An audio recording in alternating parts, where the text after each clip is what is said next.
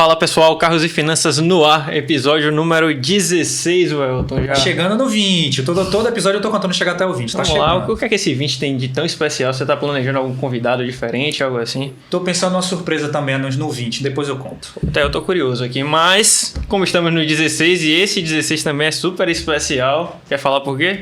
A gente está recebendo mais uma figura ilustre da consultoria automotiva, alguém que é um exemplo, tá? Não só para nós consultores, mas tenho certeza para quem acompanha o trabalho dela. Que você é fã, né? Quando eu falava assim, poxa, pensa numa pessoa legal pra gente trazer, era o primeiro nome que... Exatamente. Então, que rufe os tambores com vocês. Alinda Lindo, minha amiga, muito prazer ter você aqui. Tô quase chorando agora com essa apresentação. Obrigada, meninos. É uma honra para mim estar aqui. Eu tô encantada. Encantada com a Bahia e com vocês. Obrigada mesmo. É uma honra para mim. A gente que agradece. A gente está super feliz em tê-la aqui nesse podcast. E vamos começar, né? Eu queria te perguntar de onde surgiu o seu interesse por carros, né? Não é algo tão comum ver uma pessoa assim, uma mulher tecnicamente tão boa e tão bem relacionada nesse meio. Eu queria entender de onde é que vem isso, Aline. João, eu sempre fui a menina que brincava de carrinhos e não de boneca. Mas carro sempre foi um hobby para mim, nunca foi a profissão. Quando eu fui escolher efetivamente, deveria ter feito engenharia como você, hoje eu teria feito. Mas na época de escolher a profissão, eu quis ir para a área da saúde, porque eu tinha algo muito forte de querer impactar a vida das pessoas. Bacana. E deixei o carro como segunda opção. Não segunda opção, deixei como hobby, né? Sim. Corria de kart, fazia off-road. Carro sempre foi um hobby, participava de eventos e tal. A família já era envolvida? Engraçado, né? Todo mundo me pergunta isso. Ninguém na família trabalha ou é entusiasta, sim, pelo menos. Não tem. Vou abrir um parêntese super rápido aqui. Me deu uma ideia, assim, ficou meio louco. Às vezes tem umas ideias do nada. Vamos fazer um evento da corrida de kart da galera que foi entrevistada, que show, já participou do podcast. A Aline vem? Com certeza. Mundo, eu tenho certeza. Não. A gente vai brigar pelo segundo. Consultores automotivos e João, né? Que eu não tenho esse conhecimento. Mas quem vai preparar meu carro? A Aline. Meu kart é com ela. Fechada. Boa. Fechado, então. Só me chamar. Então, aí sempre gostei de carro, sempre. Não tem ninguém na família. O mais próximo que eu tenho de algo na família, assim, eu tenho muito orgulho de dizer que eu venho de uma família de mulheres empoderadas. Então, os meus pais são separados, eu morava com a minha mãe e com a minha avó, e elas eram feirantes. Então, desde muito criança, a minha mãe estava voltando, não sei se aqui tem Ceasa, Ceagesp, esses lugares que os feirantes vão. Ceasa. Aí os feirantes vão comprar as coisas e voltam com as combis, sim, né? Sim. Lotadas de verdura e frutas. Semanalmente furava o pneu da Kombi. Eu acho que vai no Ceasa, tem muito prego, não sei o que acontece, que toda hora aí, fura, né? Aí a minha mãe me colocava tudo pra fora. E aí a minha mãe... Quem trocava o pneu? Minha mãe. E ela sempre falava pra mim, isso eu tinha 4, 5 anos, até 10 anos, era bem novinha. E a minha mãe falava, tá vendo? Uma mulher tem que saber trocar um pneu. E a minha mãe trocava e depois carregava a Kombi tudo de novo. Então eu venho disso de mulheres empoderadas, mas não tem ninguém na minha família que trabalha ou que seja entusiasta, pelo menos, não tem. Uhum. Meus pais, como eu falei, são separados. Meu pai mora no interior. Aí meu pai vinha me buscar em São Paulo e nós viajávamos naqueles graus, naquelas paradas. Tinham aquelas carretas, aqueles caminhões, sim, assim de brinquedo. Sim. Aí eu falava pro meu pai, eu quero muito ter uma carreta dessa. Mas menina, não brinca disso. Há alguns anos atrás, isso era mais forte até, né? Não vou nem falar a minha idade. Aí, então eu sempre gostei muito, muito, muito de carro. Mas não sei por que não escolhi a área de carros e fui para a área hospitalar. E eu tive uma crise de estresse trabalhando em hospitais. Era aquela coisa... Plantão por cima de plantão, cuidando de vidas, né? Por alguns anos eu trabalhei em regime de plantão e depois eu tinha cargos de gestão. E aí acho que era pior do que o plantão.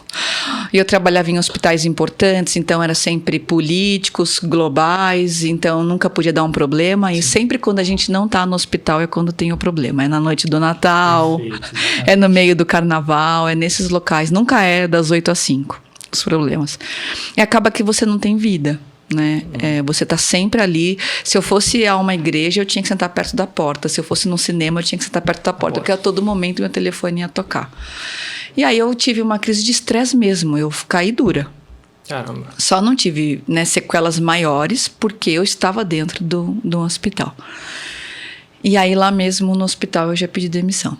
Quando eu passei mal. E eu pensei, meu Deus, e agora, né? O que eu vou fazer? Você não tinha um plano, você simplesmente falou, isso aqui eu não consigo mais. Não, eu precisei cair dura, realmente, literalmente, Nossa. né? Pra falar que eu não quero mais pisar. Tá. E aí eu pensei, eu não sei fazer outra coisa. E aí a gente acha que a gente é entusiasta, que a gente entende de carro, né? Mas a gente não entende. E fazendo terapia, eu fui chegando nesse ponto. A minha terapeuta falou assim, qual que é o seu hobby? Carros. Vamos trabalhar com carros. Eu pensava assim, mulher trabalhando com carros, eu vou ser vendedora. Não tenho nada contra a vendedora, mas eu não sou boa vendedora. Vendas, né? Não sou. Se eu tiver que viver de vendas, eu acho que eu vou passar necessidade. E ela falou, o que tem no hospital que você ainda faria, que você gosta muito? Falei, eu fazia muita auditoria de processos, isso eu gostava muito. E ela falou, vamos auditar carro. Eu falei, não existe auditoria de carro. Alguém já viu falar em auditoria de carro? E ela começou a puxar isso de mim. Há alguns anos atrás, eu comprei um carro que era o tido carro perfeito no mercado. Sim. Carro de mulher, única dona, sim, baixa quilometragem, todos os carimbos de concessionária. Aquele carro que todo mundo quer, né? Na teoria. Laudo aprovado, sim, numa loja grande, bonita. Comprei esse carro. Quando eu fui revender, e eu era entusiasta, achava que eu entendia de carro, né? Quando eu fui vender, a pessoa falou assim, posso fazer um laudo? Claro. Eu não passei nem na porta de uma funilaria nesse tempo que eu tô com o carro, não tem nada, nunca aconteceu nada nesse carro. E aí, quando foi fazer o laudo, a gente descobriu que o carro era 2 em 1. Emendou a traseira de um em outro. Nossa. Os carimbos de concessionária eram falsos, era carimbo de chaveiro. Nossa. Ele não estava na garantia de fábrica como eu achava que estava, e só descobriu quando a pessoa foi fazer. Caramba. E aí, Aline? O laudo. Nossa, aí eu falo que quando a gente faz uma compra ruim no mercado de usados, nós temos 2 dores. A primeira que é a dor financeira, mas que a gente trabalha e recupera. A dor de ser passada para trás dói um pouco mais. É doída. Dói um pouco mais. Não tô sendo, pelo amor de Deus, que a financeira não é. Na época o carro valia 30, faz anos, isso faz mais de 10 anos. Na época o carro valia 55 mil e vendi por 9. Nossa, que loucura. Aí imagina, e nem acho, hoje, tendo o conhecimento que tem, acho que nem poderia ter sido vendido. Aquele carro, com certeza, era minha grande monta. Né? Ainda vendi por 9, ele era sucata, exatamente, a situação que ele era. Enfim, ainda vendi por 9, né? Acho que hoje eu usaria ele até acabar. Andando na rua assim, andando. Enfim, aí vendi e foi uma dor muito grande. Eu comecei a estudar nessa época, a entender o que era comprar um carro. Nesse processo de terapia, saindo da profissão, porque aí eu não tinha mais emprego, eu tinha pedido demissão, estava só fazendo terapia. Chegamos nessa parte. Por que você escolheu a área da saúde? Eu escolhi a área da saúde para impactar a vida das pessoas. Mas eu não posso impactar a vida das pessoas em outras áreas? Não existem pessoas que gostariam de comprar carros usados e não compram com medo de cair nesses... Não deixa de ser um golpe, sim, né? Porque eu comprei como um carro impecável. Sim, golpe. E aí eu fui indo para isso, misturei a auditoria, que é uma vistoria, nada mais é do que uma auditoria num carro. Sim. Misturei a paixão por carros, a vontade de impactar a vida das pessoas e cheguei na consultoria automotiva. No começo eu chamava mais de personal car, porque eu fazia de tudo, de levar o carro nas oficinas. Acho que essa é a ideia inicial, geralmente, de quem vai entrar no mercado automotivo. E depois eu fui afunilando para o que eu realmente gostava. Sim. Eu gostava de avaliar carros. Eu não gostava de vender, eu não gostava do personal car, eu gostava de avaliar. E aí eu cheguei nisso, de ajudar as pessoas, impactar a vida das pessoas e mostrarem para as pessoas que é possível fazer uma boa compra de um carro usado. E engraçado, né, João, que diversos outros convidados que já tiveram aqui, a gente sempre acaba fluindo para esse papo, né, de saber aonde foi o ponto que a gente costuma dizer na psicologia, aquele ponto final do precipício que você decide, ou volta ou se joga, né, e vê, né, que você saiu de uma área talvez totalmente remota para a consultoria automotiva, para o mundo automotivo, e diz assim, cara, eu vou recomeçar do zero. Do zero. Mas eu não falo nem que foi do zero, eu falo que foi do -5. Porque eu não tinha conhecimento técnico. Não tinha nenhum. Porque os homens ainda têm um conhecimento, sim, que vai lendo, que vai gostando, claro, que vai levando o carro na oficina, que vai acompanhando. Eu comecei do -5. Eu fiz uns 2 cursos, que esses 2 primeiros cursos que eu fiz, a pessoa falava pra mim igual a voz enrolada do Fantástico, eu não entendia nada do que a pessoa falava. Os 10 primeiros cursos que eu fiz foi para eu ficar no zero, sabe? Para o terceiro curso eu entender o que a pessoa estava falando. Ter os termos técnicos ali para começar a avaliar, né? Teve. E aí eu fiquei 1 ano estudando. Uhum. 1 ano sem trabalhar, 1 ano sem fazer nada. Literalmente, porque eu tinha isso que a gente conversou hoje de manhã. Eu tinha isso muito forte. Primeiro que na área da saúde a gente já tem o estudar muito forte, o se aprimorar muito forte nisso. E segundo que eu pensava o seguinte, ok, eu vou para a área de carros. Só que eu nunca quero ouvir, olha, tá vendo? Errou porque colocaram uma mulher para fazer isso. Se fosse um homem, talvez o homem errou. A mulher, tá vendo? Ó, colocaram uma mulher para avaliar carros, é claro que não ia dar certo. Isso acontece muito, né? Eu vi uma fala sua numa entrevista, algo assim, que falou isso. Você falou exatamente isso, né? Se um homem erra, já não é legal, mas se uma mulher erra, não, é um caos. Assim, então eu não posso errar, eu tenho que estudar o dobro, o triplo, tenho que estar preparada. E a gente percebe, né? A gente já vem conversando há algum tempo, o quanto você realmente se dedica, estuda mesmo, quer fazer um trabalho bem feito. Você chegou a falar, poxa, se não é para fazer bem feito e entregar o que eu tenho que entregar de forma correta, eu prefiro nem fazer. Exato. Eu não faço pela metade, isso é muito bacana. Isso vem da sua história na área da saúde. Em trazer esses processos um pouco mais rigorosos, digamos assim, o seu mesmo. Quando você veio, eu falei, eu trabalhava o meu processo lá, precisava ser minuciosa. Aqui eu trouxe muito da minha... Como é que eu fui criando a minha metodologia de avaliação? Fui fazendo muitos cursos para criar a minha metodologia. Mas eu trouxe algumas coisas da área hospitalar. Cada vez que um problema acontecia ou uma coisa que não saía muito legal, eu falava assim, e aí, qual que é a causa raiz? Que barreira que eu vou implementar para que esse erro nunca mais aconteça? Bacana. Tanto que no começo eu tinha dificuldade de pessoas quererem trabalhar na minha equipe, porque acho que não tinha uma pessoa na área automotiva que era tão rígida. É porque assim, pra gente, enquanto consultor automotivo, que nós vamos avaliar um carro, a gente está ali focado para a visão do cliente. A gente quer identificar um problema. Identifica o problema, relato. No seu caso, que até você usa a nomenclatura de investigação, eu acho isso máximo. Você quer buscar ali, como você falou até mais cedo, o fiozinho para você identificar Exato. até onde aquele fio leva, para identificar o porquê aconteceu e explicar. Exato. Esse porquê, resultado desse porquê, você passa para o cliente ou é uma mera questão só para estudo seu mesmo? Ou você bota isso em relatório? Eu coloco, mas como na área... uma das formações que eu tenho hoje é de perícia, né? Tá. Isso a gente aprende muito no curso de perícia. Uma das coisas que eu faço sempre eu não posso garantir nada. Então, eu uso 2 palavras que são essenciais. 3. Indícios, compatível com, evidência de. Sim. Eu não posso chegar e falar assim, olha, esse carro teve uma colisão na dianteira. Eu vi ele batendo na dianteira, ele pode ter atropelado um animal na rodovia. E aí a pessoa não entende que era uma colisão. Para ela, uma colisão é só se 2 carros baterem. Perfeito. Você conversa com uma pessoa, seu carro já bateu, né? Às vezes no serviço de Car Hunter, a gente tá no telefone conversando com a pessoa, já bateu? Não, nunca bateu. Aí a gente chega lá, vê... né, os vestígios de um carro que teve colisão. Sim. Mas o senhor não falou para mim que não bateu?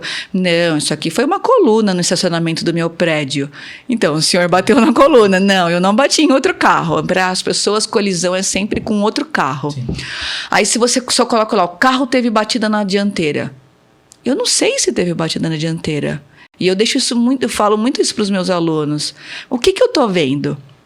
Tô vendo um para-brisa trocado, tô vendo faróis trocados, tô vendo uma alma do para-choque que tá avariada ou já foi substituída, eu tô vendo um para-choque pintado ou substituído. Eu relato o que eu estou vendo. Eu não coloco lá no meu relatório, carro passou por alagamento. Não, eu tô vendo esse indício. Aí as pessoas sempre gostam, eu brinco que depois que eu entrego um relatório, as pessoas gostam de fazer terapia comigo, né? E aí a pessoa pergunta, o que você acha? É compatível como sendo de um alagamento? É compatível como sendo de um alagamento. Como é compatível também de uma pessoa que tem um carro num sítio, né? Eu não vi o carro boiando na água lá no meio da enchente. Uhum. Então eu nunca... Uma coisa que eu tomo muito cuidado é de não apontar. Não coloco emoção e sempre escrevo de forma técnica, sem emoção. Isso é muito importante. Passar esse direcionamento para o cliente que é o seu ponto de vista técnico. Técnico. Não emocional, digamos assim. Eu estou ali como a gente às vezes faz na consultoria automotiva aqui. A gente acaba muitas vezes vestindo tanto a camisa do cliente que a gente acaba muitas vezes envolvendo a emoção na avaliação. No seu caso é mais técnico mesmo. Só aponta aquilo que você encontrou. Se o cliente, caso perguntar, você faz ali o descritivo. Eu gosto muito dessa linha de Aline, né? São 2 pontos. É uma técnica assim, muito bem aprimorada e essa questão do investigação. Vamos investigar um carro, vamos investigar o que é que isso aqui pode me dizer, né? O que é que pode ter acontecido que está deixando esse vestígio evidente. E toda essa questão também do passar para os alunos, né? A gente não entrou nesse detalhe, mas a Aline tem vários cursos, né? Vários alunos formados. A preocupação que ela relata, né? Como cada um vem se comportando no mercado, é algo assim de se admirar. Obrigada, João. É isso mesmo. Assim, acho que essa metodologia é muito importante. Eu falo muito isso para os alunos, que quando eu vou avaliar, eu tenho uma metodologia tão forte que eu sempre começo a avaliar o carro pelo mesmo lado, pela mesma coisa, pela mesma forma. Tem processo, né? Muito bem definido, né? Porque, assim, nós somos seres humanos. Sim. Um dia eu acordo bem, outro dia eu não acordo bem. Aí se a mulher fala, porque tá um dia que não tá legal. Não, todo mundo tem isso. Tem um dia lá que sua esposa não foi legal com você, que a sua mãe, que sei lá, que seu filho chorou a noite inteira. Tem dia que você não tá legal. E se eu não tenho técnica e um processo bem definido, naquele dia que eu não tô legal, eu deixo passar alguma coisa, comer bola, como dizem, né? E então, se eu tenho processo, aí independente do meu... E essa questão de não estar bem... Quando a gente não está bem ou quando a gente está muito bem, a gente tende a colocar mais emoção ainda naquilo. É muito comum, assim, os lojistas, né, os revendedores falam para mim, aí, meu carro está aprovado ou reprovado? Eu não aprovo e não reprovo nada, eu relato. Quem vai decidir se esse carro que eu estou relatando é uma boa compra ou não é a pessoa. Porque as pessoas têm desejos diferentes. Né? Tem pessoas que querem comprar carros impecáveis, tem pessoas que querem comprar sabendo que tem pessoas que querem argumentos de negociação.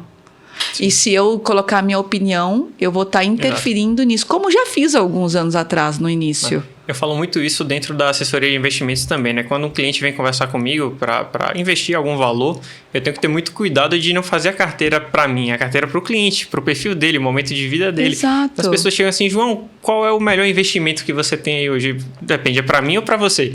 A mesma coisa, qual é o melhor carro do mercado, Aline? Depende. É o melhor carro para quem, né? Para o bolso de quem, para o perfil de quem, qual é a sua família? Você é solteiro? Você tem 4 filhos? Exatamente. Né? E isso acaba aumentando a margem de risco de erro. Exato. Quando você começa a colocar sua própria opinião naquele serviço, que muitas vezes você sai do perfil do que o cliente está procurando. E outra coisa, falando de processo, a Aline me contou, né, algumas horas atrás, que puxou muita coisa da aviação. E a aviação, o processo é muito forte, né? Então, o piloto entra, ele tem, eu vou checar da esquerda para a direita, de cima para baixo dos equipamentos, eu tenho que checar flap, aileron, profundor, o leme, enfim, tudo do avião ali, não pode passar nada. Então, você vai checando, vai ticando ali, porque ele não pode, simplesmente não pode, digamos assim, decolar sem ter checado tudo. A mesma coisa, sua avaliação segue um passo a passo super bem definido. É isso até o final. É dessa forma, exatamente. Eu tenho o lado que começa por onde tudo tem um porquê. Double check. Exato, sempre tem a dupla checagem. Tudo que eu faço, uma pessoa da minha equipe confere e tudo que ele faz eu confiro. E aí assim a gente vai fazendo as duplas checagens, porque um dia eu posso não estar bem, outro dia é ele, outro dia a gente não dá certo. E aí os alunos falam para mim, mas e na hora que eu tô começando, eu não tenho uma pessoa na equipe para fazer essa dupla conferência. E aí em hospital ou na aviação a gente confere em outro momento.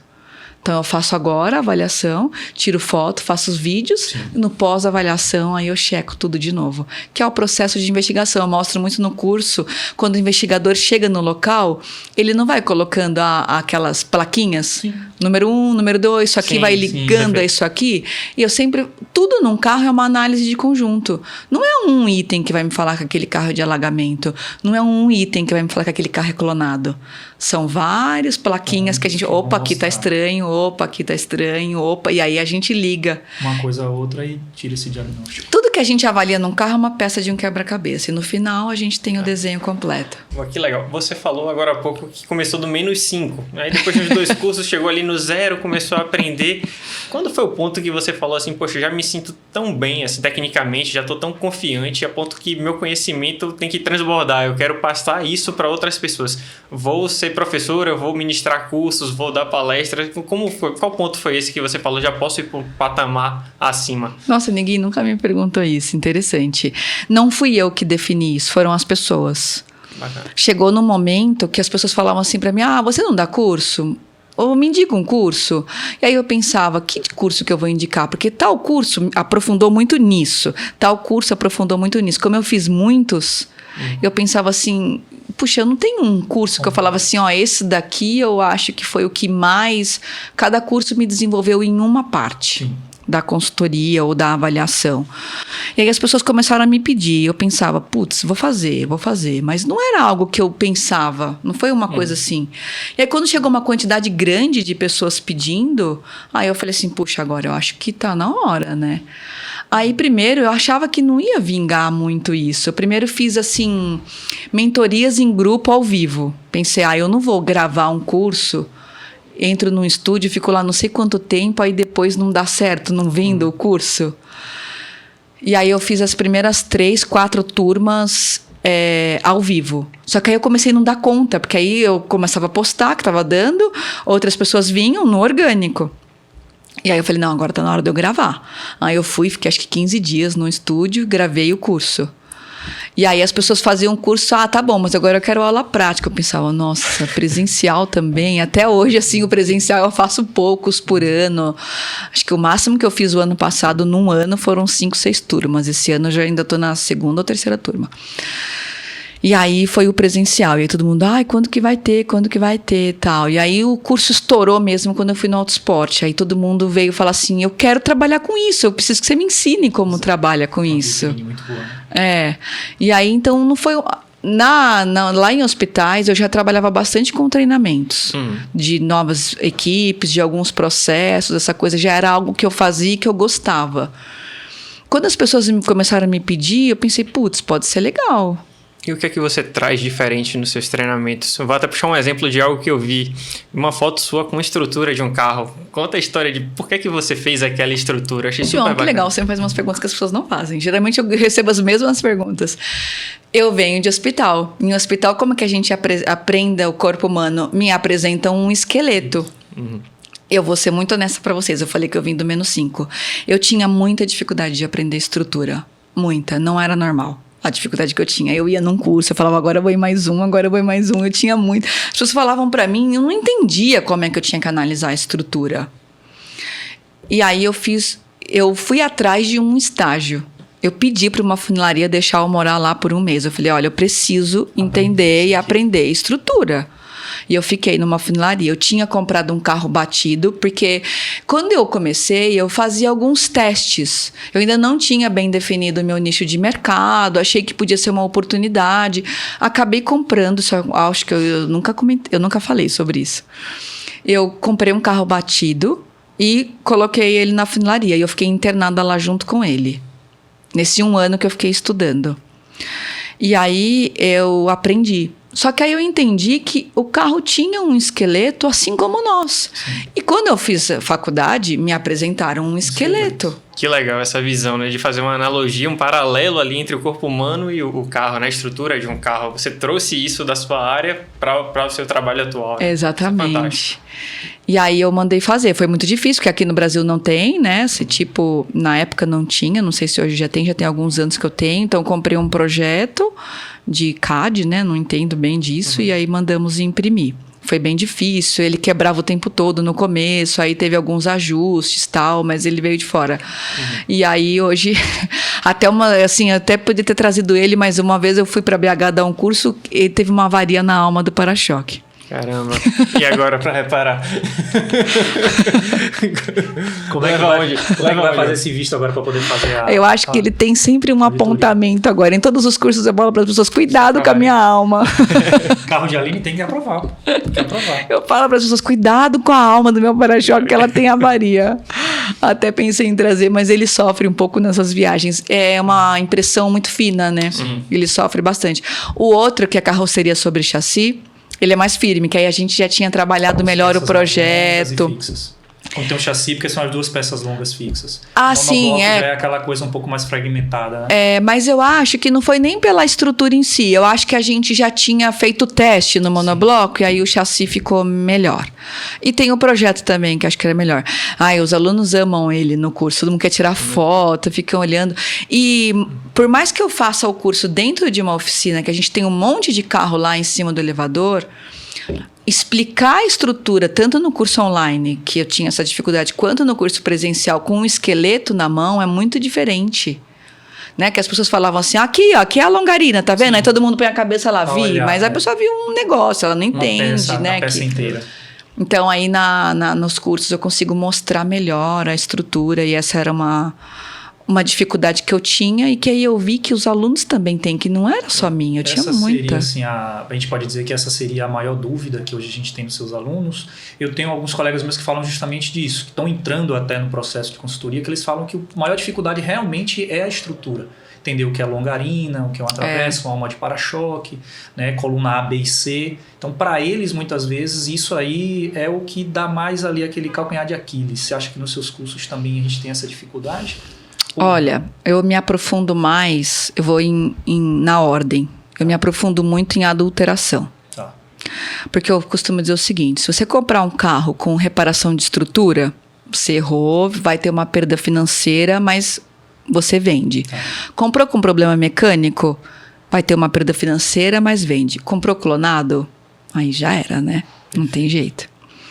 Existe uma estatística que a cada 2 horas no Brasil um carro é clonado. Nossa, isso tudo. Então, muita gente premiada aí, né? Existem muito mais carros clonados no mercado do que as pessoas imaginam. E eu acho que muitas pessoas entendem que nós temos que avaliar os itens de identificação. Não sei se eu vou estar pegando pesado falando isso, tá? Mas essa sou eu. As pessoas tiram foto do número de dos itens de identificação. Elas não efetivamente avaliam os itens de identificação. A grafia, a forma como foi escrito, exato, né? O posicionamento das letras. Os adulteradores são artesãos. Sim. Não existe mais aquilo de você olhar um carro clonado e ver que tá terrível. Uma chapa soldada por cima da outra. É uma coisa horrível. Os caras fazem trabalhos incríveis. Sim. Então, eu acho que quem não se atenta a isso perde o valor do carro todo. Então, eu me aprofundo muito em clonagem de veículos. Eu acho que isso é muito impactante para uma pessoa. Isso acaba com a profissão de um consultor também, porque, sim, imagina. Depois, o segundo ponto para mim é a estrutura, depois a mecânica. Então, eu vou indo na ordem do que eu acho que é mais crítico da pessoa entender que ela tem que se aprofundar. Então, para mim, de nada adianta eu entender se o para-choque é pintado se eu estou diante de um carro clonado. Sim. Já parou ali, nem chegou nessa parte, né? Não importa mais. Então, a primeira coisa que eu olho quando eu chego para avaliar um carro são os itens de identificação. E aí é uma investigação. Sim. Não é tirar foto do item de identificação. E o curioso é que assim, a gente já abordou outros temas com outros consultores aqui, mas esse ponto de identificações obrigatórias realmente é algo que a gente não se aprofundou, né? Não teve esse bate-papo sobre isso. E a gente entende que hoje, né, como você mesmo colocou, o cliente compra esse carro adulterado, primeira blitz, é cadeia, é crime se pegar um vidro adulterado, vidro trocado. Sim, ele responde por interceptação. Exatamente. Dentro do seu curso, né, hoje que a gente tem, como você mesmo falou, que você se aprofunda bastante nessas questões de identificação. Essa parte jurídica, essa parte de obrigações jurídicas, você também passa no seu curso, dá essa clareza para os seus alunos para que eles possam sair também do curso já direcionados nessa parte? Então, no último curso, e agora eu quero confirmar se no próximo vai ter também, nós temos uma advogada, que é a doutora Alessandra, que eu admiro demais. E a doutora Alessandra sempre dá uma palestra com relação a essa parte jurídica. Que a gente legal. Tem que ter essa noção. Muitos consultores acreditam, não posso generalizar, que é só ir lá, avaliar o carro E ok, eu não tenho responsabilidade nenhuma. Perfeito. E eu falo assim, se fosse assim, não vai precisar mais ter loja, porque aí quem que vai querer ficar dando garantia se tem uma profissão que é só vir aqui, olha o carro, entrega um relatório e se esquiva de todos os problemas, né? O Código de Defesa do Consumidor é muito claro em dizer que nós, consultores automotivos, fazemos parte da cadeia de consumo. Sim. Nós temos responsabilidade no processo. Então, ainda não está confirmado no próximo curso, mas eu quero muito que a doutora Alessandra vá de novo. Ela participou do último e foi incrível. Seria bacana, é difícil você realmente encontrar num curso uma estrutura que tenha um profissional da área específica para falar sobre legislação, para falar sobre realmente as obrigações do consultor. No último nós tivemos e foi muito legal mesmo. Agrega muito. Agrega. Deixa eu te perguntar outra coisa, em que momento profissional você se vê? Assim, o que é que você mais gosta de fazer? Poxa, eu ainda gosto de fazer minha avaliação, ir lá, olhar a parte técnica dos carros, fazer meus relatórios, ou, poxa, o que eu gosto mesmo é de ensinar, fazer minhas turmas, né? Fazer o curso presencial que eu sinto ali, o dia a dia, a dificuldade, ou, poxa, meu negócio é palestra, eu gosto do digital, eu penso em ficar só gravando cursos online e deixar lá vendendo. Como é que tá, Aline? Quais são o pensamento de agora para frente? Interessante, João. Se você me fizesse essa pergunta há uns 2 meses atrás, uma resposta totalmente diferente do momento que eu estou vivendo hoje. Eu vou assumir novos desafios daqui a uns dias e acho que acho que tem 8 para 10 anos que eu trabalho com consultoria automotiva. E acho que já está na hora de eu subir para um próximo passo, no sentido de... eu não vou deixar de fazer as avaliações, mas eu quero focar mais na parte dos cursos, assim. Acho que posso agregar bastante. É uma coisa que eu gosto muito e acho que é uma coisa que vai ser melhor para mim, como pessoa, como profissional. Então, daqui uns tempos... E também, como eu vou pegar menos o serviço de consultoria automotiva, é um momento que eu já comecei isso, mas agora vai ser com mais força, de indicar os meus alunos. Eu sempre falo que aluno bom é aluno indicado. Quando a gente começa, e eu tive essa dificuldade muito forte, é prospectar clientes, né? Muito difícil prospectar clientes, não é fácil. Nem conheciam uma profissão, né? Poxa, pra que eu vou contratar? O preço é bem mais alto, eu posso ter uma cautelar aqui, o lojista já me apresentou um relatório aprovado. Prospectar onde ainda não existe mercado é bem mais complicado. Mesmo onde existe, né? Eu tô em São Paulo, que é um lugar que tem muito consultor automotivo, que já é uma prática comum, mas ainda tem pessoas que não conhecem, ainda tem pessoas que não enxergam valor. Então, prospectar clientes é muito difícil. Então, eu quero continuar criando conteúdo para que eu consiga também ajudar os meus alunos que também confiaram em mim para... Então, hoje eu indico eles, é muito legal, assim, quando eles é muito, muito bonitinho. Eles sempre me mandam uma mensagem para agradecer. Olha, Aline, encontrei o carro da pessoa que você me indicou, avaliei o carro da pessoa que você me indicou, muito obrigada. Poxa, isso é muito legal, porque eu não tive quem fizesse isso por mim. Eu meio que desbravei, né? Uma das primeiras consultoras automotivas. E isso é muito, muito gratificante para mim quando eles me mandam essa foto, sabe? Então, eu acho que é uma forma de... recompensa para você, talvez. Eu acho que sim. Seu público nos cursos é mais masculino ou feminino? É mais masculino. Mas tem uma quantidade relevante de mulheres? Poxa, que bacana. Não, relevante não. Mas algumas sempre tem. Eu sempre tenho em torno de 30 pessoas, 20 e poucas, entre 25 e 35 pessoas no máximo. Há uma média de 5 mulheres só. Entendi.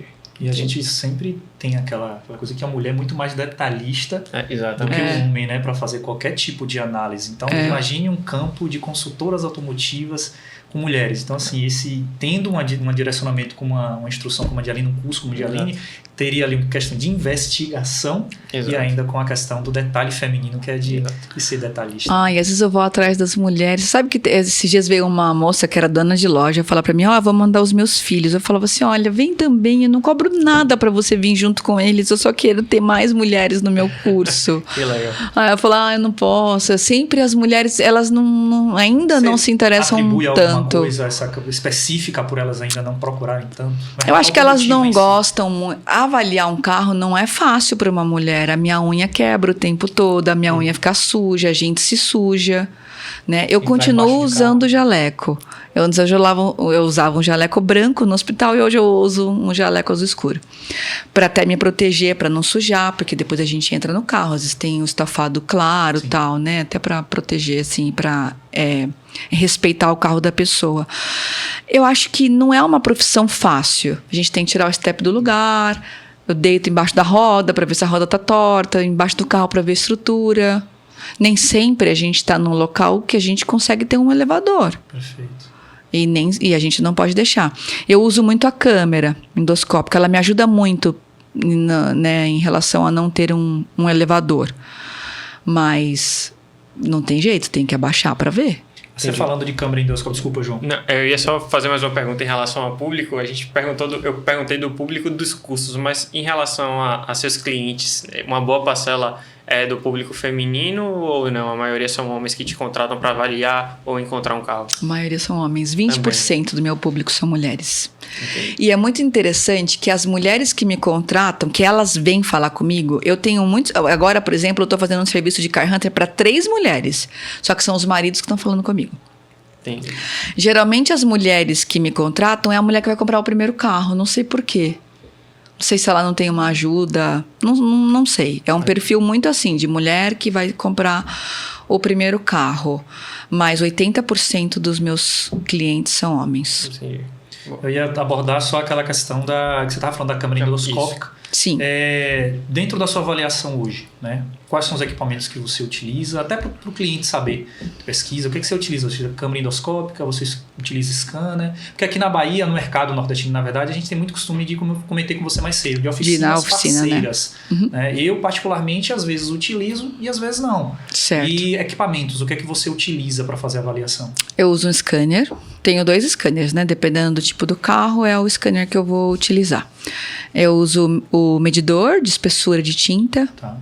A lanterna de cores para analisar a pintura, a canetinha também de lanterna. Os principais, para mim, é a câmera endoscópica, a lanterna, o scanner. Aí, para a parte mecânica, eu uso um refratômetro para ver arrefecimento. Sim. Eu tenho um equipamento para ver a vida útil do óleo. Tá. Não sei o nome dele. E o equipamento para ver o fluido de freio. Tá. Minha mochila tem bastante coisa. Isso que eu ia falar. Eu uso um medidor de espessura de pneu. Eu uso um medidor de pastilha de freio. Tá. Eu tô pensando nos compartimentos que tem na minha bolsa para ir pensando. Lembrando. Tem uma lupa, né? Que às vezes eu uso para análise de pintura. Tenho... O que mais? Um equipamento para ver a vida útil de bateria. São quantas bolsas que você usa? Ah, é essa mesmo que tá aí comigo. Não, uma mochila. Só que ela bem organizadinha, assim, com Sim, tudo. Tudo Como certinho toda lá. mulher, né? Tudo arrumadinho. Eu falo, se uma bolsa de uma mulher tem coisa, imagina a minha. Nos cursos eu sempre falo assim, eu ponho uma mesa desse tamanho, exatamente desse tamanho, e onde eu coloco todos os meus equipamentos. Eu falo, isso aqui é tudo que tá na minha bolsa. Eu uso uma régua para ver quando eu vou avaliar carro blindado, para ver o tamanho da delaminação. Às vezes eu atendo muitas pessoas de fora de São Paulo para comprar carro em São Paulo, para mostrar algum detalhe que o carro tem, algum ralado. Olha, eu acho que o que eu uso é isso, viu? A pergunta foi mais assim, direcionada, foi proposital, porque a gente tem muito seguidor que é inscrito também, que quer ser consultor automotivo, ou já é consultor automotivo. E agora, claro, com a sua visibilidade, mulheres também que queiram participar. Às vezes perguntam, cara, para entrar na profissão é muito caro? O investimento de início é muito caro? Porque muitas vezes a gente vê consultores com diversos equipamentos. Eu sempre falo o seguinte, olha, para começar, você precisa de uma lanterna tática de R$30 e o medidor de espessura mais barato que tiver. Eu não começaria com 2 scanners, com lanterna de cores, com... Câmera endoscópica, scanner e tal. Não começaria com nada disso. Mas você tem que entender que hoje eu avalio um carro fora do ambiente de oficina, mas sem essas coisas eu não poderia avaliar. Sem uma câmera endoscópica. Eu uso câmera endoscópica para tudo. tudo. Eu vejo parte mecânica, eu vejo estrutura, eu vejo pastilha de freio, eu vejo carro blindado, eu uso muito. Né, carro blindado que passa por funilaria, eu preciso entrar com a câmera para ver se a manta tá lá. Chegou num ponto que eu tenho muita curiosidade pessoal mesmo. Como é que faz para avaliar uma blindagem, Aline? Então, eu sempre falo para a pessoa o seguinte, eu não tenho condições no local de compra de avaliar a blindagem, né? Então, o que eu vou avaliar num carro blindado? Nós avaliamos a documentação, se a documentação está em dia, se no documento tem a blindagem. Nós pedimos os documentos da própria blindagem, porque existe um golpe no mercado de blindagens, que é vender a banana pela laranja, gato por lebre. Sim. Como é isso? É assim, existem níveis de blindagem, né? Então, existe o nível 1, nível 2, o nível 3A é o mais comum. Cada nível desse representa a capacidade balística que aquele carro tem. Então, um aguenta um tiro de 38, outro de... Enfim, é a capacidade balística do carro. Tá. A blindagem nível 1 aguenta níveis mais baixos de tiros, vamos dizer assim, a nível 3A mais altos. A nível 1, ela é mais barata. Então, só que a nível 3A é a mais comum, é a mais aceitada, que tem maior comercialização no mercado, mas também é a mais cara. É o maior nível que uma pessoa civil pode ter. Depois disso, só o exército. Sim. Então, as pessoas vendem um nível 1 como se fosse nível 3. Carro blindado, né? Como se fosse, para quem não entende, como se fosse a mesma coisa, não é? Então é bem importante. E aí no documento não aparece o nível. No documento vem a modificação. A modificação é blindagem. Acontece também de você encontrar peças que foram trocadas no carro que não tem mais a blindagem? Sim, por isso que eu uso a câmera. Então o que acontece? Eu não vou avaliar a blindagem em si. A blindagem só a blindadora consegue desmontar o carro e checar se está ok. Mas o que eu faço? Toda vez que eu identifico uma repintura num carro blindado, naquela peça eu entro com a câmera. Porque eu entendo que ali foi mexido. Perfeito. Se teve uma repintura, alguém mexeu que não seja a blindadora. Só uma pausa. Vocês aí de casa estão começando a entender a importância de ter uma investigadora, uma avaliadora, um avaliador. Olha o risco que uma pessoa que compra um carro blindado tem, acreditando que ele tem impecável, mas de repente o carro já passou por uma avaria, teve uma parte modificada e essa parte não está mais blindada e você não sabe. Recentemente eu avaliei uma Volvo XC60 que ela tinha repintura em quase toda a parte, quase toda a carroceria. E aí quem estava me contratando falou, tudo bem, eu não ligo para pintura. Ok. Mas quando eu entrava com a câmera, o funileiro cola a blindagem, a manta, com cola de sapateiro. E com o tempo ela cai. Isso. Então, a manta estava pela metade da porta. Nossa. Se a pessoa levasse um tiro na parte superior da porta, o tiro passava. Passava. Correndo um risco seríssimo. Em todas as portas, ela estava pela metade. A manta foi cedendo, exatamente. Eu já tive a oportunidade de avaliar carro blindado, por isso que eu te perguntei em relação à peça trocada, se está sem a manta ou sem a chapa. Que a chapa não era mais uma chapa balística, era uma chapa de normal, comum. Eles só tinham colocado, a manta, tirou a manta, colocou no lugar e aí botou no lugar a chapa de volta. Uma coisa que eu sempre faço, depois que eu sempre avalio um carro blindado, eu sempre indico para que a pessoa leve numa blindadora para entender se é ok. Deixa eu fazer outra pergunta em relação a blindados, né?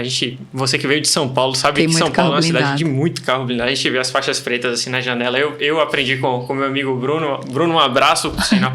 Ele falou, João, quando você vê essa faixa preta aqui, assim, no vidro, esse carro é blindado. E toda vez que eu ando em São Paulo, eu fico observando. E é um número absurdo de carros blindados. É a cidade no mundo com a maior quantidade de carros blindados. Cara, não é nenhum mérito, nada legal pra gente. Mas é impressionante, né? Como morador de São Paulo não é mérito nenhum, mas como consultor automotivo é uma oportunidade de mercado, né? Exato. Então a pergunta é o quanto uma blindagem, a gente sabe que acrescenta um peso ali talvez de 200 quilos, algo nessa faixa dependendo do carro, prejudica no longo prazo uma estrutura, né? É um peso a mais que você carrega o tempo todo. Nada. Hoje em dia, as blindagens são totalmente leves. Hoje em dia, as blindagens, claro, dos carros mais novos, né? Você ter uma pessoa, no máximo 2, depende da blindadora. Uma pessoa sentada no seu carro. Então a aquela mais. questão assim de, poxa, estou com a blindagem, vai prejudicar a estrutura, o peso, não existe. Não. Claro, um peso a mais existe, né? Mas sim, não mas é não a tanto ponto de assim. danificar. Antes, as blindagens eram feitas com aço. Hoje elas são com manta. Manta de Kevlar. Manta de Kevlar, de aramida. Então, Então, assim, depende muito de uma blindadora para outra. Umas usam ainda, tem pontos que tem que pôr aço, não tem jeito. Amigo tem que ser aço. Mas algumas blindadoras usam mais e outras menos. Varia de uma pessoa a 2 pessoas sentadas no seu banco. bacana. Como Então, se fosse. aquela história assim de, poxa, carro blindado é mais desvalorizado que o carro não blindado, porque os componentes sofreram mais, né? Foram mais intensamente utilizados no longo prazo. Isso já não existe mais? Já melhorou muito isso. O que acontece com a precificação de carros Exato, blindados? então, Que acho que em São Paulo é onde a gente tem mais esse mercado de Exato. trabalhar com a precificação. É bem interessante a precificação desses carros. Alguns itens, alguns componentes acabam desgastando mais, não tem jeito, porque tem um pezinho ali. Então, freio, suspensão, gasta mais, mas não tanto quanto era antes, né? A questão da blindagem é o seguinte: a blindagem tem garantia em torno de 5 a 10 anos, depende da blindadora. Garantia, não é validade. Tá. Enquanto ela está nesse tempo de garantia, ela valoriza o carro. E aí depende do carro, depende da blindadora. Porque a pessoa colocou talvez ali 60, 70 mil, né, no carro para blindar. Então, como é que isso vai desvalorizar? Só que com o passar do tempo... Com o passar do tempo, aí ela desvaloriza. No início, ela valoriza. Tá. Não tanto. Ninguém consegue vender 60 mil mais. Exato. Mesmo se for seminovo. Né? Mas ela valoriza no início. Geralmente, ela valoriza enquanto está dentro da garantia. Passou a garantia, aí você ainda consegue colocar um pouquinho mais, a depender. Só que tem vários fatores no carro blindado. Existem blindadoras sensacionais, existem blindadoras terríveis. É muito interessante quando a gente avalia um carro blindado, tem algumas blindadoras que você entra no carro, você não fala que o carro é blindado. Sim. Agora, tem carro que você entra que não se conversam. Ele montou... Sabe aquelas pessoas que montam um carro em casa e falta peça? Depois sobra peça? É assim. Então, um acabamento tá aqui, outro tá aqui, o acabamento todo desalinhado, é um carro com teto, aí tá tudo cheio de infiltração. Tem carros que são terríveis. Então, a consultoria automotiva ajuda muito o carro, não só o blindado, mas todos os carros, te ajudar na precificação. Porque é muito difícil precificar um carro blindado. Então, a blindadora tem a ver, o estado geral do carro tem a ver, o estado de cuidados. Um carro blindado não é bom que a pessoa fique estacionando no sol. Ela tem que tomar cuidado até com lavar, se ela lavou o carro. Você passou o dia inteiro no sol. Aí você vai chegar e vai lavar o carro, você tem uma coisa, a questão da temperatura, que vai dar um choque térmico, aí pode propiciar delaminações, essas coisas. Então, você precisa tomar vários cuidados com o carro blindado. Algumas pessoas vão tomar, outras não. Exato. A blindadora tem a ver, o nível da blindagem tem a ver com a precificação. O nível 1, 2 geralmente é mais desvalorizado, o nível 3 tem maior aceitabilidade no mercado. Depende se um vidro está delaminado ou não. Depende de uma série de fatores. Mas, falando a grosso modo, no início valoriza, depois de um tempo acaba desvalorizando mesmo. A gente sabe que dentro da questão da blindagem, a gente tem, como você bem colocou, tem algumas empresas que quando vão fazer a montagem da proteção, a gente sabe que tem que haver ali o desgaste de algumas peças até para se encaixarem com o acabamento. A gente sabe que é uma coisa de coluna, de porta, às vezes eles desgastam a peça para caber muitas vezes o vidro. Então, eles tiram a proteção de porta para caber, muitas vezes eles desgastam aquelas peças.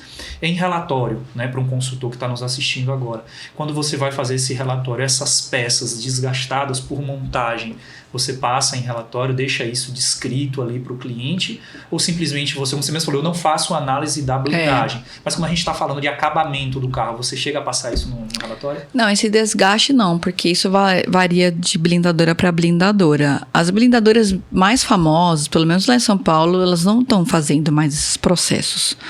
Algumas, depende. Essas coisas da blindagem em si eu não coloco. O que eu avalio em blindagem? Vidro, se tem ou não delaminação, se está começando delaminação, se tem reparação, não está podendo mais fazer reparação no vidro, né? Então as pessoas continuam fazendo reparação no vidro que teve delaminação. As pessoas vão lá, reparam, e aí quando você olha no vidro, você tem a sensação de estar usando óculos. de grau. Sim. O vidro fica com grau, bem... Nossa, eu avaliei um esses dias que era tão forte isso que me dava tontura. O proprietário já não sentia mais, mas era bem forte isso. Então, se tem indícios de reparo, eu coloco. Se tem delaminações, eu coloco. Eu vejo toda a documentação da blindagem. Ligo na blindadora. Olha o processo de investigação. Ligo na blindadora para saber se ele foi lá, se ele foi fazer algum reparo, se ele fez as manutenções preventivas. Você solicita a documentação caso esteja faltando? Solicito, sim. Se a pessoa não tem, eu solicito para a blindadora. E aí eu vou colocar a câmera para ver se a manta está lá presente ou não. O que eu falo é se ela está lá presente ou não. Eu sempre indico para ir na blindadora. Tá? Eu perguntei mais porque clientes que são do perfil de blindagem, muitas vezes eles já vêm com essas informações, né? Muitas vezes eles não são leigos, eles entendem muito. Perfeito. Eles entendem. Aquela questão, a gente até aprendi isso quando eu fui fazer a avaliação de blindagem. O cliente me falou isso. O Elton, antigamente a gente tinha aquela questão que não podia baixar vidro de carro de carro blindado. Com o tempo reforçaram os elevadores, hoje você já pode subir e descer. Porém, ele tem aquele intercomunicador. Isso. Que é para justamente... Vem até um erro no scanner. Para você poder fazer a utilização sem precisar estar baixando o vidro. Que também varia para blindadora, tá? Tem blindadora que não usa essa máquina. Não é tipo assim, como se fosse um kit obrigatório na blindagem? Não. Essa informação é boa. Eu já achei que era obrigatório. Tem blindadoras em São Paulo que não tá usando mais. Ele já tem um vidro que ele já nem é tão pesado mais, que ele não tem essa máquina. Impressionante a evolução tecnológica. Eu avalio. O consultor tem que estar atualizado. Sim. Tem uma blindadora que vai no meu curso dar uma palestra de blindagem. A gente fala bastante de blindagem. São Paulo tem que falar de blindagem. Eu não passo 2 dias sem avaliar um blindado. Sim. Então, a blindagem é muito importante saber avaliar. Algumas colocam essa máquina no vidro, outras não colocam, outras têm um tipo de vidro, outras não têm. Isso que você falou é aquilo que a gente falou da importância de estudar. Tem consultores que entendem o nível da blindagem com uma régua medindo a espessura do vidro. Mas já tem blindadoras que fazem vidros fininhos. E mais resistentes até. Uma tecnologia, né, João? Diferente. Que não precisa nem desse suporte na máquina do vidro. É que nem a roda. Algumas blindadoras colocam uma manta na roda, outras acham que não faz sentido colocar. A blindagem é muito como carro eletrificado. Não tem receita de bolo. Cada um tem o seu projeto e cada um faz de um jeito. Um não é igual ao outro. Engraçado que a gente vê a Aline fala com tanta propriedade, né? A gente entende como o mercado pede para que você seja dessa forma. Exato. Né? Defender tanto conhecimento, né? Se aprofundar, estudar realmente. Não é só estar no dia a dia. Eu aprendo no dia a dia em autodidata mexendo num carro ali. É o que a Aline falou dos lojistas, né? Às vezes... Como foi que você falou? Poxa, eu tenho 20 anos aqui de loja, eu entendo muito de carro. Fico boba com isso, gente. Eu não consigo achar isso normal. Na nossa área, as pessoas, não só lojistas, né? Mecânico, o setor automotivo. Qualquer área que você vai, a pessoa fala, eu estudei isso, sou especialista nisso, eu trabalhei com isso, eu tenho experiência nisso. Na área automotiva, não. Eu tenho 20 anos de área automotiva, eu tenho tantos anos. Eu falo, gente, eu não tenho tudo isso de anos na área automotiva. Tenho 10 anos no máximo. Eu acompanhando o trabalho da Aline, João, me veio na memória aqui agora como questão mesmo de desafio. Que a gente acha, eu como consultor automotivo, eu só fiz de híbrido, mas eu lembro que uma vez na postagem de Aline, ela falou assim, nosso primeiro carro eletrificado que a gente vai avaliar. Eu lembro quando você falou isso na história. E hoje eu vejo... Nossa, já tem mais de 1 ano, eu acho. Eu lembro quando você falou, vi no história você falando, nosso primeiro carro eletrificado ela tinha ido avaliar. E naquele momento eu falei, cara, nosso mercado ainda não tem carro 100% eletrificado. Tava chegando ainda, né? Não tinha feito ainda avaliação. Carro blindado eu tinha feito 2 ou 3. Eu falo, cara, o mercado realmente lá é diferente, né? Se tornou comum para você hoje avaliar carro 100%, híbrido, elétrico? Sim. E se engana quem acha que vai avaliar um carro eletrificado da mesma forma que avalia um carro a combustão, né? Quais são as principais diferenças? Claro, além da parte que... Essa área João gosta, né? Carro 100% eletrificado e elétrico é com ele. O carro eletrificado nos híbridos e os 100% elétricos eu tenho um entusiasmo assim, de ver como o mercado vai se comportar. Eu tenho minha opinião, não sei se é a correta. Eu acho que é definitivo, né, a questão da eletrificação, mas é nichado. Então, assim, eu acho que existe um perfil, um público específico para ter um carro elétrico. Eu acho que existe o público do carro híbrido e existe o público do carro a combustão. Eu queria saber o que você acha. Concordo plenamente com você. Você definiu exatamente o que eu penso. É assim, não é questão de vingar, já vingou. Isso aí, quando as pessoas falam, acho que não vai vingar, cara, já foi, né? Isso aí não tem jeito. E concordo plenamente, né? Vai fazer sentido para cada perfil de pessoas, né? Um tipo de eletrificação, um nível de eletrificação. Perfeito. A eletrificação já entrou na nossa vida com os carros start-stop, a gente não percebeu, né? O carro desliga no semáforo, então é uma eletrificação. O híbrido leve também que está chegando aí, que é uma coisa assim, bem mais simples, mas que ajuda bastante. Ajuda, né? Principalmente, né, em São Paulo a gente tem rodízio, exato, essas coisas, qualquer nível de eletrificação você já não tem. Isso é muito bom, porque é um saco o dia exato do rodízio, né, você não andar. Eu acho que eles já fazem parte, já são realidade do nosso mercado. Inclusive já tem blindadoras homologadas para blindar carro 100% elétrico. Eu já avaliei carro 100% elétrico blindado. Caramba. Cara, já é sua rotina, carro 100% eletrificado hoje. Você já faz a avaliação. 100% eletrificado não é totalmente a minha rotina. O blindado eu avalio pelo menos 3, 4 blindados por semana. Sim, o blindado é a rotina. O híbrido é rotina. Tá. O 100% elétrico ainda não é total rotina. Tá? E uma coisa que os consultores, que eu acho que a maioria da nossa audiência precisa ficar atento, é que um não é igual ao outro. A gente está acostumado a estudar um carro turbo, né? Um carro do jeito, aspirado. 3 cilindros, 4 cilindros, beleza, é isso. E aí é uma receita de bolo, só você replicar. Na eletrificação não vai ser assim. Cada montadora, cada um tem o seu. E aí você vai precisar estudar aquela plataforma, como que funciona aquela tecnologia para você entender. Tanto que os cursos que eu faço para avaliar eletrificados são cursos totalmente nichados. Acabei de fazer um para avaliar a BioID. Daqui a pouco eu já estou inscrita para fazer outro para avaliar a GWM. De uma plataforma para outra muda totalmente. E a avaliação muda totalmente. E um ponto que as pessoas precisam ficar atentos é a questão da segurança. Então, recentemente, eu sempre olho aqueles videozinhos no YouTube onde que fica o número do chassi do motor. Sim, sim. E aí, recentemente, eu estava olhando de um carro, acho que era híbrido, não era 100% elétrico. Só que o número do motor ficava muito próximo da parte eletrificada, onde tem até aquelas fiações laranjas. Sim. Aí o cara de uma vistoria, ele é até famoso, assim, lá no YouTube, pegou uma chave de fenda e falou, você pega uma chave de fenda e aí você afasta aqui essa fiação. Eu falei, meu Jesus. Se tocar uma coisa na outra ali, meu amigo. Uma chave de fenda, a gente precisa a gente precisa ter equipamentos isolados. A gente precisa ter uma segurança diferenciada. Eu não posso enfiar uma chave de fenda ali. E as pessoas não se ligaram nisso. Eu já vi consultores automotivos fazendo teste de eletrificados ou híbridos, digamos assim, com multímetro. Pega um multímetro, toca ali, estou fazendo teste de carro 100%. Então, assim, o conhecimento tem que ser fundamental, né? Daqui a pouco, esses carros estão no mercado de usados com mais força, né? Recentemente, eu avaliei uma Cayenne híbrida. E o proprietário comprou a Cayenne híbrida porque ele tinha isenção. Ele não comprou um híbrido porque ele era entusiasta de eletrificação e ele queria ter um carro eletrificado. E aí, ele se achando muito esperto, o que ele fez? Não usou a parte elétrica, vamos dizer assim. Usou só a combustão. Quando eu fui fazer a avaliação, o carregador estava lacrado. O carro 2020, 20 ou 21. Nunca tinha usado.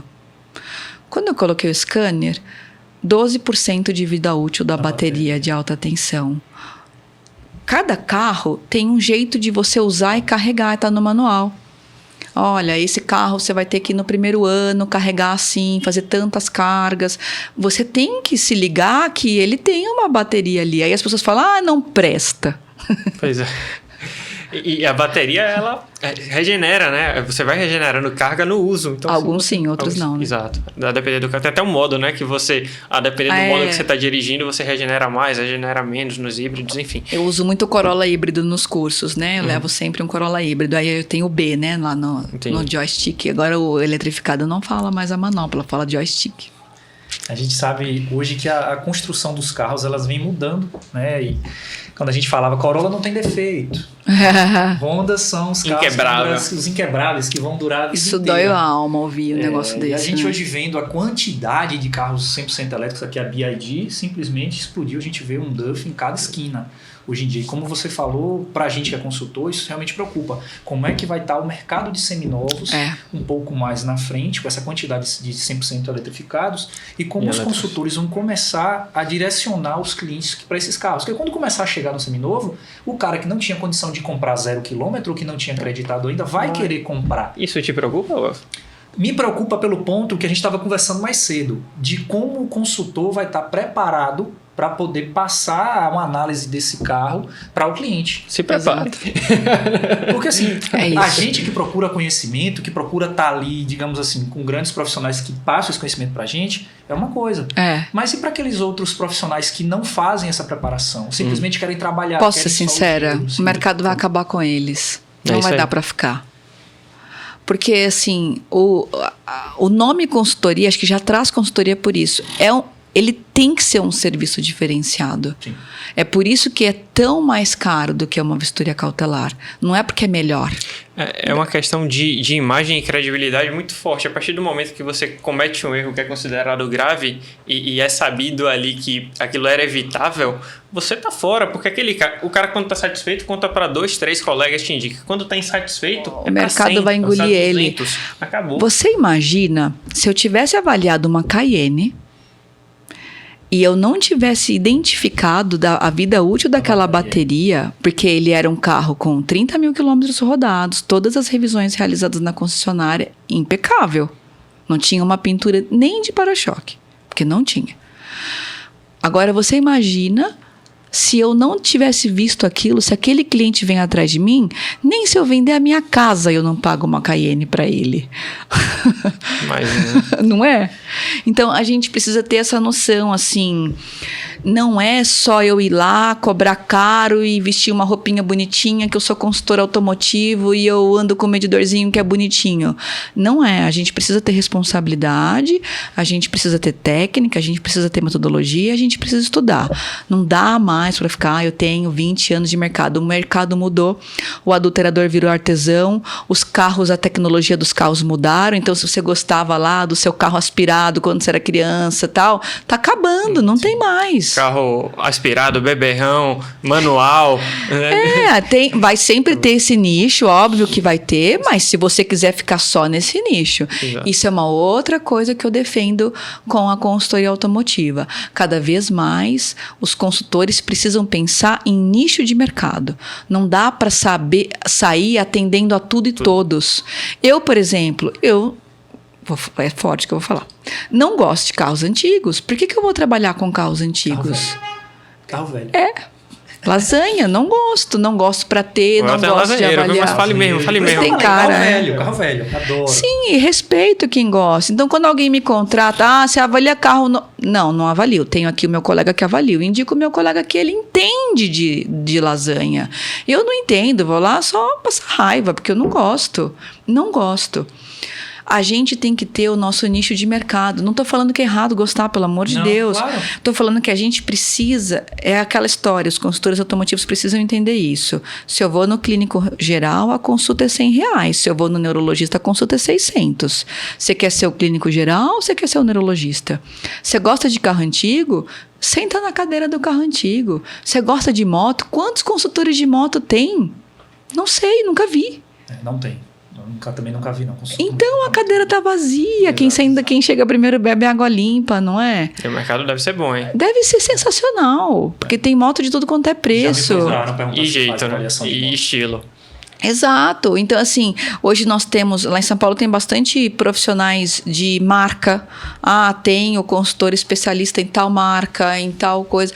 Tem os nichos de mercado. A gente precisa ir se afunilando e focado com aquilo que a gente gosta. O meu nicho de mercado são carros seminovos, porque é o que eu gosto. Maravilha. Quando você fala de carros seminovos, quantos anos? 5. 5 anos. Boa. Dentro desse nicho de carros seminovos, o que é que a Aline mais gosta em termos de avaliação? É chegar numa Cayenne híbrida ou chegar naquele Onix HB20 mais simplesinho? Assim, o que é mais legal de avaliar? Imagino que de repente é aquele importado mais caro, blindado, ou não? Eu vou no meio termo, tá? Nem o HB20, nem a Cayenne. Eu prefiro lá um uma T-Cross, um Creta. Boa. Não, tô brincando. Assim, eu trabalho com um nicho de mercado de 5 anos. Tá. E numa faixa de 80 a 400 mil reais, mais ou menos. Eu fico mais ou menos nessa faixa. Também não gosto eu já avaliei, mas carros muito mais caros do que isso também.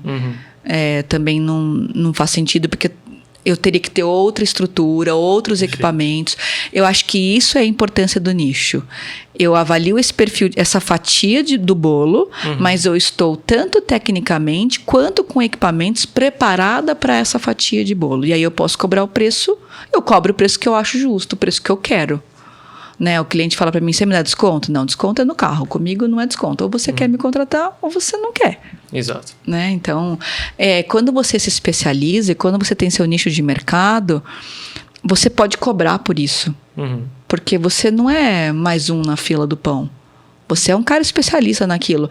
As pessoas têm que começar a tomar cuidado, porque é muito legal usar o nome consultor. Mas você entende o que é ser consultor? Verdade. Exato. Né? Você ser consultor de uma pessoa, você está guiando aquela pessoa a fazer uma compra boa. Então, não é somente eu sou entusiasta, eu vou virar consultor porque é uma profissão que eu não preciso ter de investimento para entrar e posso fazer nas minhas horas extras. Sim, você pode fazer nas horas extras e não precisa ter um investimento imenso para entrar, mas você precisa fazer certo. Exato. E acho que usam também o nome consultor de forma errada em vários locais. Isso acaba deturpando as coisas. Por exemplo, a pessoa que é vendedor, sou consultor de venda. Você só quer vender às vezes, você só quer vai leve e pague minha comissão, tá tudo certo. O empurrômetro, né? Exato. Então, assim, realmente o consultor é algo extremamente diferenciado. Pena que algumas pessoas usam de forma errada, né? Não como você fazendo sua área que a gente estava falando hoje cedo, né? Olha, para você, o investimento, o financiamento, o consórcio, para cada perfil de pessoas, uma coisa. Exato. O que é que faz sentido para você? Não sou eu que vou dizer o que é melhor. Me conta a sua história, me conta o seu objetivo, me conta o seu momento de vida, vamos, suas possibilidades financeiras. Isso é ser um consultor. Exato. Então, assim, eu não vou dizer o que é melhor para você. Assim, eu vou entender para poder a gente definir. Basicamente isso. Vocês estavam falando em relação a carro premium, e uma coisa que a gente vê muito, hoje aqui na Bahia principalmente, é muito comum, começou a ficar muito comum, a gente vê muito Porsche, né, Corvette, alguns carros premium esportivos que a gente não via. Em São Paulo a gente sabe que isso é muito, muito, muito simples. Sim. Digamos que o mercado para avaliação desses carros é aquecido lá, não é? Você costuma fazer essas avaliações. Porque a gente daqui acha que esses carros não precisam de avaliação. Digamos assim, o público não faz contratação de consultor automotivo para esse nicho. Mas vindo de São Deveria, Paulo, né? sabe? A última 911 que eu avaliei tinha tinta escorrida. E aí colocaram o PPF em cima da tinta escorrida. A gente falou de PPF no último episódio, justamente por Essa é uma outra coisa que os consultores, muitas vezes, na grande maioria, não estou generalizando quando eu falo aqui, é o que eu vejo as pessoas nos cursos conversando comigo, né? A gente tem muita troca nos cursos.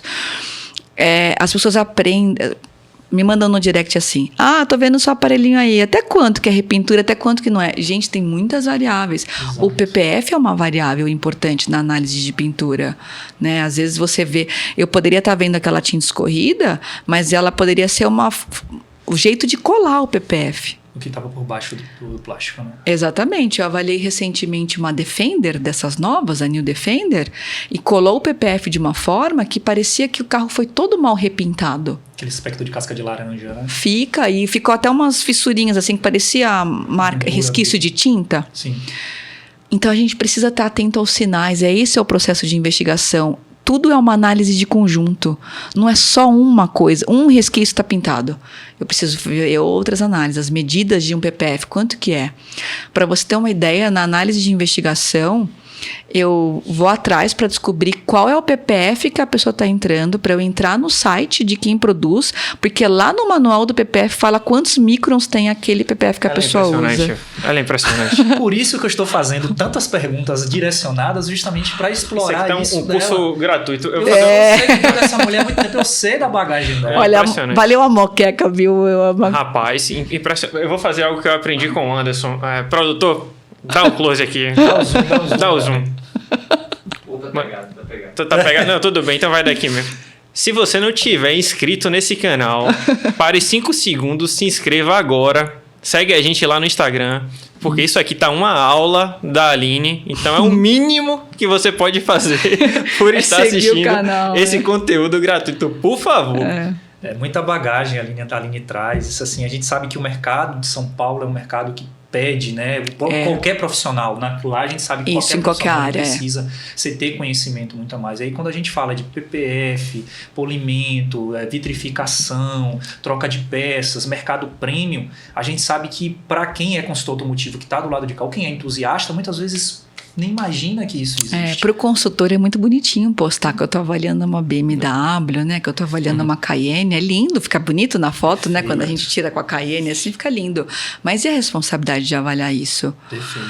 Uma outra Cayenne que eu avaliei recentemente, deve ter uns 15 dias, tinha uma lanterna trincada. Mas era um trinco muito pequeno mesmo. Quando eu passei o dedo, eu vi que realmente era um trinco, não era algo superficial. E era naquela lanterna no para-choque, lá embaixo. Se eu não tivesse sido muito minuciosa, aquele trinco tinha passado. Inclusive, estava empoeirado o carro, porque era uma loja aberta. Sim. E eu passei um pano para olhar. Se eu não tivesse passado o pano, a poeira tinha coberto essa trinca. E aí lá no relatório a gente coloca sempre um provisionamento de custos para o cliente. Quando eu fui olhar o preço daquela lanterna, daquela Cayenne, era 17 mil. Nossa. Agora você imagina se a pessoa me contrata e eu não vejo que tem uma lanterna trincada. Não sei se aqui tem vistoria de transferência, aí você vê. Acho que não, né? Não. Em São Paulo, para você transferir um carro, você precisa fazer uma transferência no Detran. Sim. Linkada ao Detran, em uma empresa credenciada ao Detran. Sim, mas é muito simples. É diferente, né? Basicamente tiram umas fotos ali, quilometragem. Perfeito. Ah, tá. As lanternas, como é um item obrigatório, itens de segurança são verificados nessa transferência. Então, eu sempre falo para os meus alunos o seguinte: imagina a sensação de uma pessoa que contratou um consultor automotivo. Ele não vai lembrar que você viu a mecânica perfeita, que você viu a estrutura, que você viu que ele não era clonado, que você não viu nada. Ele só vai lembrar que você não viu uma lanterna trincada que foi apontado na vistoria de transferência que custa 17 mil reais. Ou um seguro, se a vistoria do seguro pegar e falar, eu não vou cobrir a parte de iluminação desse carro por conta dessa avaria numa parte de lanterna. É de uma responsabilidade, né? Essa vistoria. A minúcia que tem que ter é impressionante. Entregar o que ela fala, investigação. Investigação e outra você não Por isso pode... que eu chamo de investigação. Exato. Com o telefone cheio, várias mensagens chegando, agenda apertada, a pessoa tem que ter muito cuidado para não estar ali querendo fazer várias avaliações e deixar passar algo desse tipo que pode prejudicar, de fato, exatamente, a imagem e a carreira, né? Talvez, a depender do nível. O que a gente estava conversando mais cedo, né? Como a própria Aline falou, eu estou pensando em mudar de segmento, né? Fazer uma transferência ali, mas tem o meu nome, o que eu já construí ao longo do tempo. E quando a gente começa a falar dessa quantidade de responsabilidades, né, de necessidade de conhecimento, é aí que a gente vê realmente o peso da marca, o carro ideal. Né? Não é uma investigação, os meus alunos, a minha marca, que eu construí ao longo do tempo. Exato, isso é pesado demais. Falar nisso, quem não estiver seguindo ainda, O carro _ideal. O carro _ideal, perfil fantástico da Aline, conteúdo maravilhoso. Já virei um fã também há algum tempo, né? Obrigada. Começou com o Elton, mas isso. Eu já acompanho há muito tempo o trabalho da Aline. Tem muita coisa que eu já tentei implementar aqui, vendo ela trabalhar, mas infelizmente o nosso mercado ainda não está ainda nos degraus que o mercado paulista está. O mercado de São Paulo está. E não só porque é interior também, né? Que você atende muito interior. Mas tem as pessoas aqui que vão querer, viu? Eu sempre acho que tem as pessoas... Entende o que eu quero dizer? Sim. Você pode achar que você implementar isso não vai fazer sentido, mas lá também tem as pessoas que falam assim, como assim R$1.000 para avaliar um carro? Não faz sentido para mim. Recentemente, uma senhora me contratou para avaliar um carro de 30 mil. Era uma senhora de 60 e poucos anos, era o primeiro carro dela, tinha acabado de aprender a dirigir. Aí eu tentei falar assim para ela, poxa, mas talvez para a senhora... Olha a minha cabeça, eu me arrependi muito de ter feito isso. Talvez para a senhora R$1.000 a mais no valor do carro faça sentido a senhora colocar no valor do carro e a senhora contratar uma vistoria que seja um pouco mais barata, sim, que valide o que é importante, assim, o que é mais crítico. Sim. Né? Eu vou avaliar lá o risquinho no carro, tudo, talvez não faça sentido para a senhora. E ela me deu um tapa na cara, né, em modo de dizer. Ela falou, Aline, esses 30 mil que eu vou comprar esse carro, é o meu dinheiro da vida juntando. Se eu perder, eu perdi o dinheiro da vida. A vida toda. Juntando. Então, R$1.000 para mim é barato para você avaliar o meu carro de... Não chegava a 30 mil, o carro era 20 um pouquinho. É quase que um seguro, né? Nossa. João sempre faz uma conta que é fantástica, que é aquela da porcentagem. Né, isso, e mesmo que para R$1.000 talvez fizesse alguma diferença no preço do carro, mas a gente está falando de 3,3%. Se eu fazer uma conta rápida aqui. É muito percentualmente, mas Exato. ela precisa proteger. Mas de forma geral, por exemplo, você vai comprar um carro de 150 mil e a avaliação 750, pegando um preço qualquer, às vezes um pouco mais, mas enfim, 0,5%. Você vai comprar um bem de 150 mil reais, você não quer botar 0,5%, ou que seja 0,6, ou 0,7, 0,8. Será que não vale a pena pagar 0,8 do bem que você está comprando para garantir que não passou por leilão, que não tem histórico de roubo, que não teve uma batida, que não teve adulteração, que a pintura está ok, a estrutura está ok? Para mim isso é barato. E se tiver, ok. Você só precisa comprar sabendo. Porque tem pessoas que tudo bem ter o histórico de leilão, tudo bem ser batido, tudo bem ser capotado, só não clonado, né? Exato. Tá tudo bem. Mas as pessoas precisam comprar sabendo e principalmente pagar o preço real do valor de mercado. Precificar carro é muito difícil. As pessoas, a gente ainda tem uma cultura de usar a tabela FIPE. Aqui no tá mercado de usados não existe dois carros iguais. Como que a FIPE contempla que todos os carros são iguais? E não é. Não. Um tem blindagem, outro não tem, um já bateu, outro é totalmente original. Na minha visão, eu gosto da ideia de ter uma tabela FIPE, mas de ter uma referência para você partir. Olha, Sim. de forma geral, um carro desse custa 70, mas vamos avaliar esse.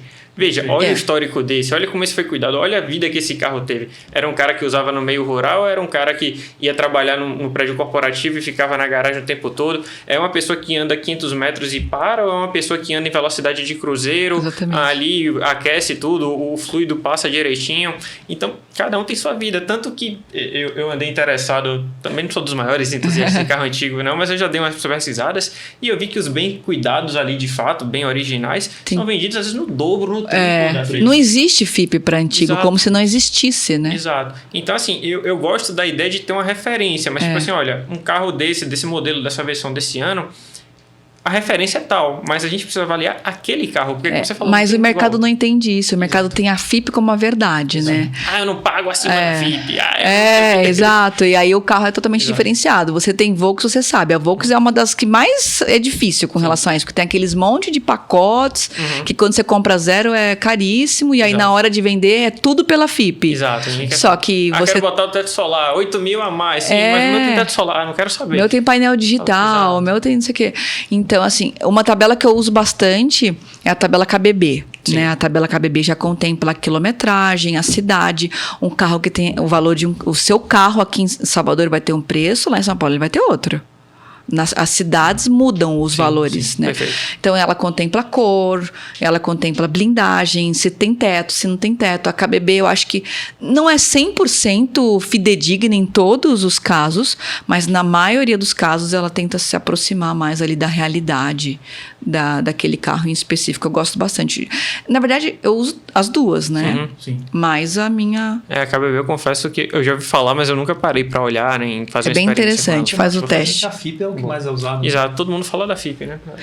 Mas aí eu acho que entra nosso papel. Nós precisamos mostrar para as pessoas que existe uma tabela mais específica que reflete melhor a realidade do mercado. Nos Estados Unidos, as pessoas... A KBB é incrível. As pessoas entendem. Porque a FIPE, ela é para tudo, né? Se você for ver na televisão que a carne subiu, fala da FIPE, né? Você do investimento, você sabe. Sim.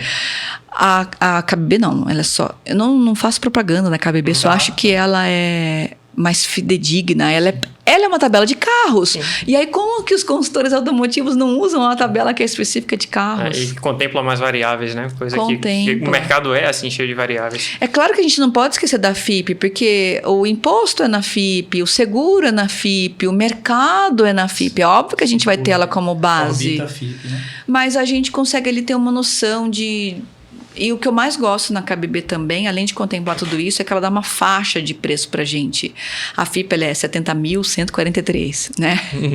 A KBB Exato. não, ela, ó, esse carro com essa quilometragem, com essa versão, com essa cor, sendo comprado de particular ou de lojista, nesse estado geral, é de tanto a tanto, sendo que tanto é uma faixa de bom negócio. Eu acho isso muito legal. Boa, maravilha. O papo tá excelente. Sempre foi muito rápido. Eu nem acredito que eu vou falar isso, mas o episódio já tá chegando ao fim. Que pena. Papo maravilhoso. Eu vou fazer mais uma pergunta e vou abrir o espaço pro Elton também fazer uma última. Mas, Jogue duro. na verdade, não é nenhuma pergunta. Eu queria que você contasse aí nesses anos de carreira algum caso que tenha sido marcante, emblemático pra você, algo que te marcou, assim. O que é que você consegue trazer pra gente? Nossa, tem bastante. Dava pra escrever um livro, né? Então conta uns 2.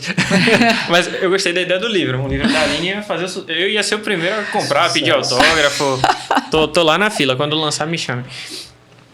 Esse da Cayenne para mim foi bem importante pelo fato de ser aquele carro impecável, de ter baixíssima quilometragem, todas as revisões realizadas na concessionária e alguma coisa como a bateria de alta tensão já está com uma vida útil tão baixa por conta de um mau uso e as pessoas entenderem que nós precisamos estar preparados para avaliar diferentes tipos de carros.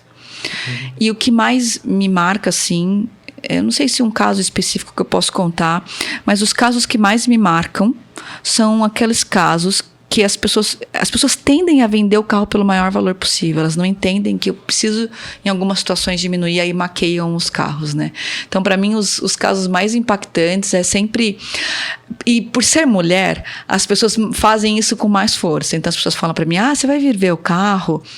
Vem sim, olha, esse carro é da minha esposa, esse carro é impecável, nunca pintei nenhum para-choque, esse carro não sei o quê, a pessoa fala tudo.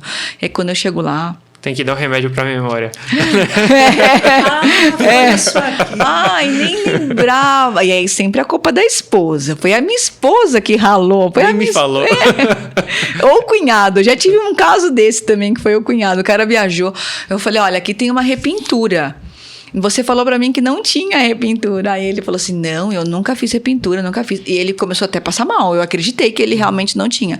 E tinha bastante massa numa lateral inteira. Aí depois de uns 2 dias ele me ligou e falou assim, Aline, eu descobri o que aconteceu no meu carro. Eu falei, o quê?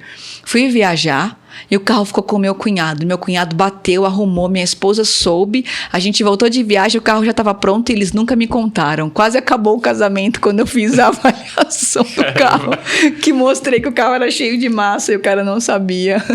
A minha questão não é uma pergunta, mas também assim se transforma meio como um elogio, né? Muitos pontos a gente já sabe que na Bahia a gente já tem pessoas hoje que têm o seu trabalho como referência e os profissionais acabam mudando esse estágio, né? Esse nível de apenas consultor para referência. Você já se tornou essa referência para muitos consultores, né? E esse ponto de mudança, né, de consultor hoje para uma referência, o que é que você deixaria de mensagem para quem está começando? Consultor que está querendo começar, até mulher que está querendo começar nesse mercado, o que é que você deixaria de mensagem daquela Aline lá do começo para a Aline que está aqui diante da gente só até hoje? Complementando, aquela Aline que já deve ter passado por muito preconceito por ser mulher, já deve ter enfrentado muita coisa, e aquela dificuldade vai dar certo, não vai dar certo, que começou quando tudo era mato, como a gente fala. Exato.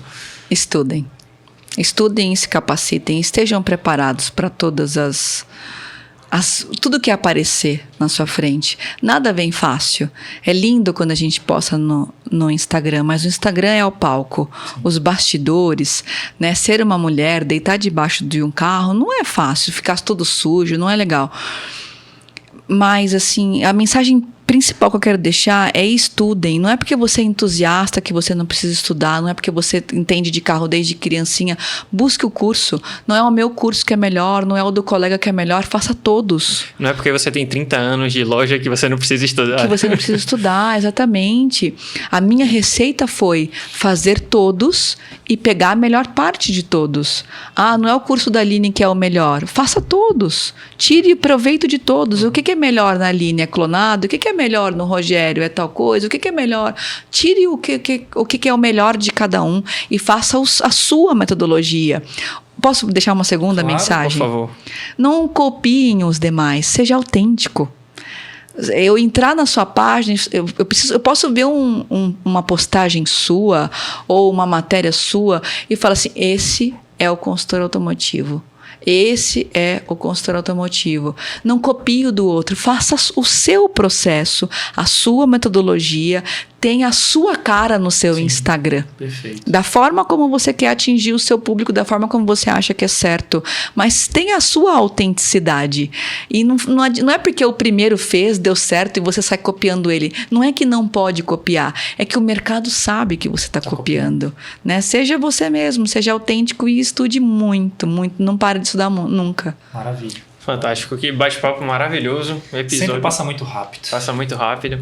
Agradecer mais uma vez. Eu que agradeço. Nossa, eu tô muito feliz de estar aqui. Obrigada por tudo. Pela moqueca também, que eu tô extasiada até agora com a comida daqui. Agora vem uma acarajé. Vem uma acarajé ainda, boa. Muito obrigada pelo convite. É uma honra pra mim estar aqui com vocês. Pra você que ainda não segue, sigam a Aline Deolindo, o carro _ ideal. Isso mesmo. E siga também o Elton Rocha. Exato. O Elton com 2 L's, a gente fez uma mudança, o Elton Rocha. Tá lá para vocês poderem também acompanhar o nosso trabalho. E por favor, se você ainda não se inscreveu no canal, se inscreva agora na Carros e Finanças e siga lá também no Instagram. Beleza, pessoal? Muito obrigado, a gente fica por aqui. Até o próximo episódio. Valeu. Valeu. Um abraço.